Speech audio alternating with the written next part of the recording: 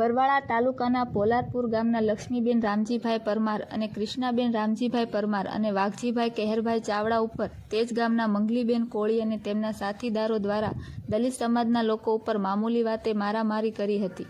રામજીભાઈ પરમારના ઘર સામે બજારમાં રેતી પડી હતી, તેમાંથી 3 તગારા રેતી ભરવા ગયા હતા અને હુમલો કરી ઈજાઓ પહોંચાડી હતી. ત્યારબાદ તેમને 108 બોલાવીને બરવાળા સરકારી હોસ્પિટલ ખાતે સારવાર અર્થે દાખલ કરાયા હતા. ત્યારબાદ તેમને બોટાદ સોનાવાલા સરકારી હોસ્પિટલમાં દાખલ કરવામાં આવ્યા હતા. તેની જાણકારી પોલીસ સ્ટેશનમાં આપી છે, છતાંય પોલીસ કર્મચારીઓ આજ સુધી ફરિયાદ દાખલ કરી નથી. નામ? પરમાર કૃષ્ણા રામજીભાઈ. શું બનાવ બન્યો તમારી સાથે? 2 તબકડા રેતી લીધા, એમાં બનાવ બન્યો તો એમાં સામે જીઆઈડી વાળા ઊભા હતા.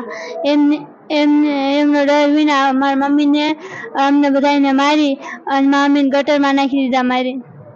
અને પછી અમે બરવાળા દવાખાને આવ્યા. ત્યાં સારવાર સરખી ન મળી, પછી અમે સોનાવાલા બોટાદ આવ્યા. ત્યાં અમને સારવાર મળી.